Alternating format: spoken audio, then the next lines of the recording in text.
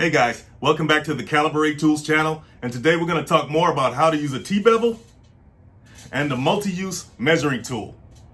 So stay tuned and I'll see you guys right after this.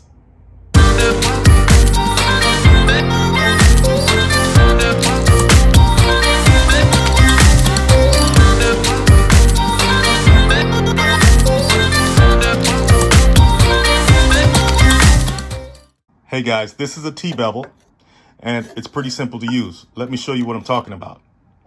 Let's pretend this is our floor and these are our walls, and we want to put new flooring on top of the existing flooring.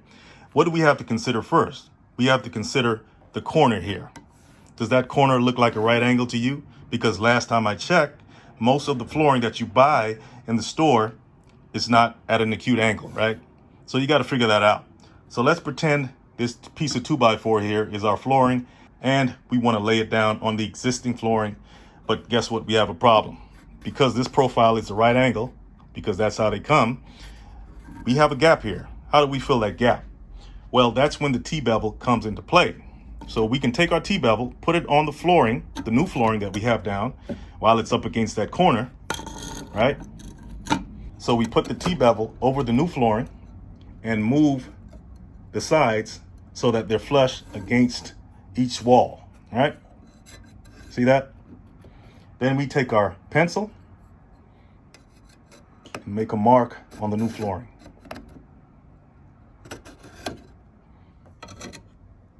All right. Then we can use the bevel again to finish the mark.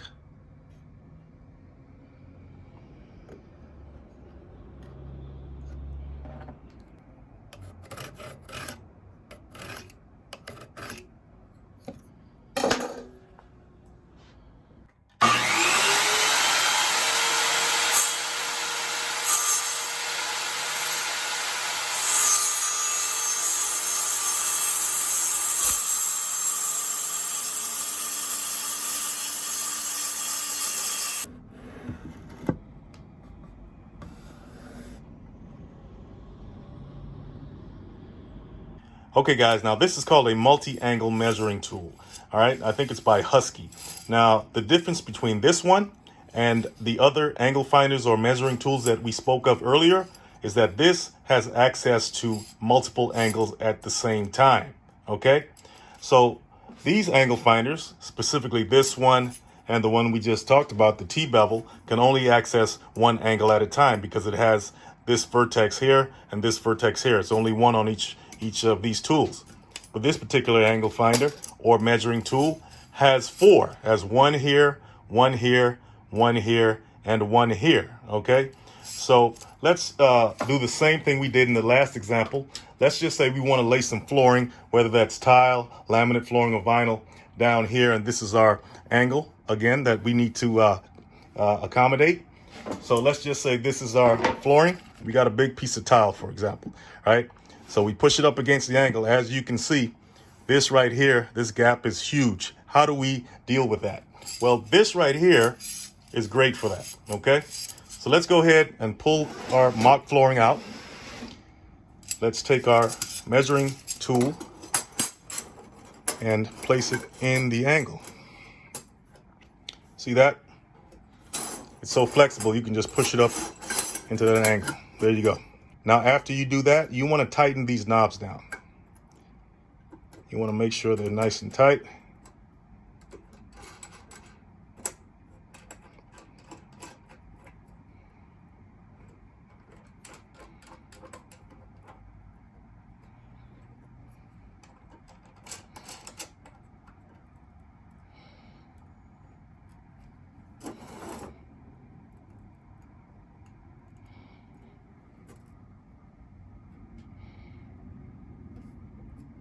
Now you want to make sure that there's no slack left on each corner, okay? You want to make sure that each part is slid up flush against the other part, right?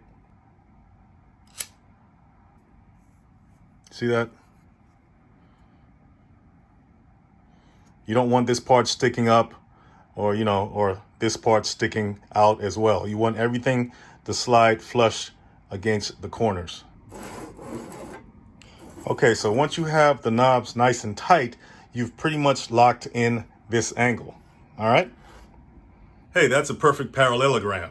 Who said you weren't going to use geometry or math in life? Then after you do that, you can take your flooring, slide it up against the corner as far as it can go. And as you can see, you have this big gap you need to fill.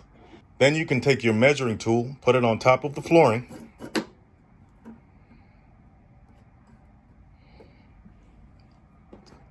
Take your pencil and mark on the inside of the measuring tool.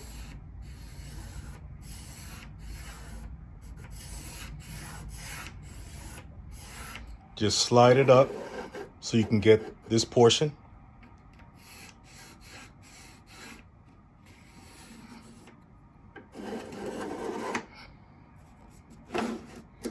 And if you want to get this portion here, just use that. There you go.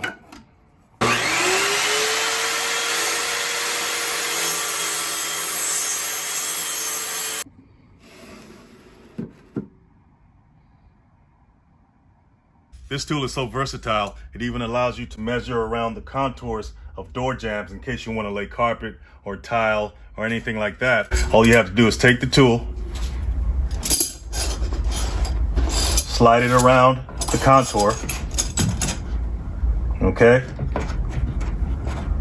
like that, and then tighten the knob. You can start with one end,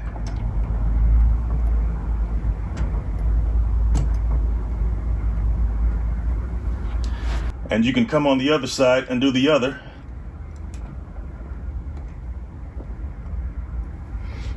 Take it off. And you can transfer this to your carpet or tile and just cut it out, and then you fit it right in and you're good.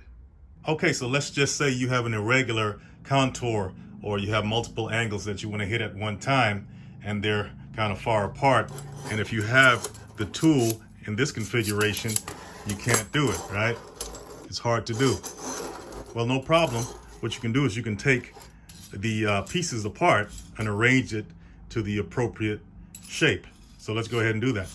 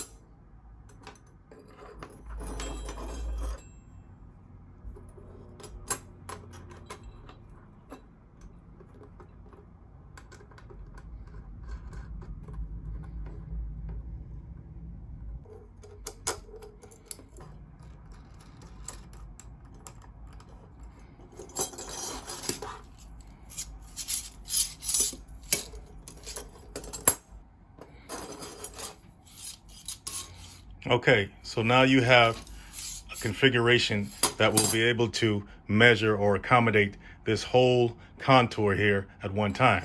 So let's go ahead and do that.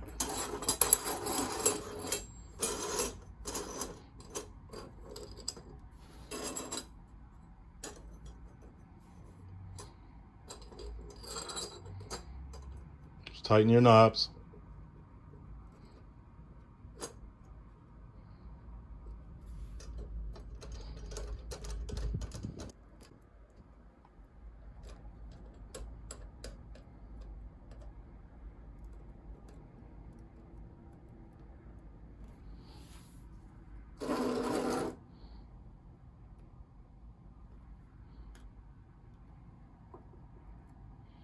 This one doesn't necessarily have to be tightened, and this one doesn't have to be flush against the ends here for this particular configuration.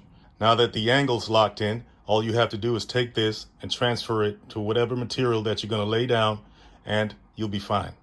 And this can be done for outside angles and inside angles. That's how versatile this tool is. Okay guys, so you learned a little bit about multi-angle measuring tools and t-bevels, okay? But you can get real creative with these things, all right? I just showed you some of the things you can do with them. Also, don't forget, if you're really into angle finders, check out my video on how to use an angle finder and you'll be even more amazed. So if you learned something today, guys, hit that like and subscribe button, and I'll see you guys in the next one.